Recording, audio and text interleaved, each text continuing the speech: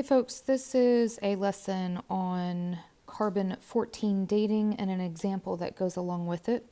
So you'll see that in our notes, our first example says that we are to estimate the age of a specimen that contains 20% of the normal amount of carbon-14, or maybe the original amount, it could say, of a comparable living specimen. Just a side note here, you'll see that I have two formulas written over to the right. These are the most common formulas that are used for exponential growth and exponential decay. But what I really want you to notice is that they look a whole lot like the formula that we used for compounding continuously. The A equals the principal amount times E raised to the RT. And so instead of making you memorize the second formula, I just want you to see this as the original compound continuously formula that we used, and we can use it in the exact same way. One comment before we get started on this particular example: for carbon-14 dating, the rate is always going to be the same.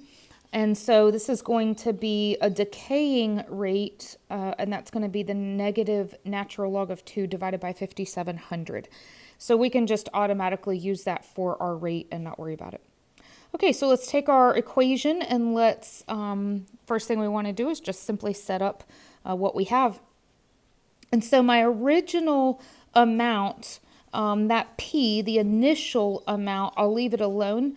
And what I'm ending up with is 20% of that.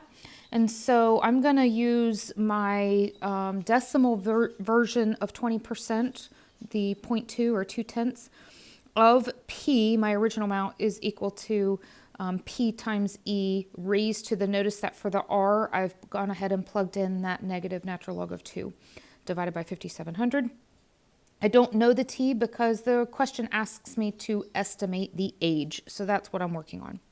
All right, so the first thing I want to do to solve this is let's get rid of those P's. Since I have a P, one on each side, let's divide on both sides by P.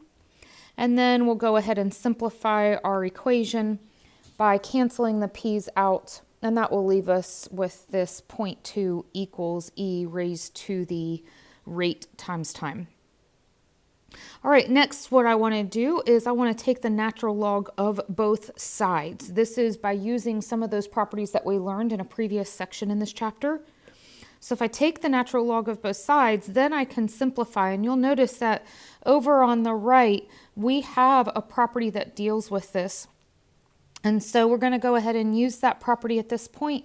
I know that a natural log and an E will cancel each other out. So I'm going to simplify using my properties. Nothing happened on the left side, but on the right side I was able to simplify. Ultimately, the goal is to get T alone, so let's go ahead then and divide on both sides by that really ugly fraction. Of course, we know that dividing by a fraction is the same as multiplying by the reciprocal. So we multiply by the reciprocal to get T alone. And then the last thing that I need to do is simply plug it into my calculator to find that T value. And I'll find that it is almost 13,235 years. Quite frankly, because this is very much an estimation, a lot of your textbooks aren't even going to say that it's 13,235 years. It'll just say that it's approximately 13,000 years, because it truly is an estimate.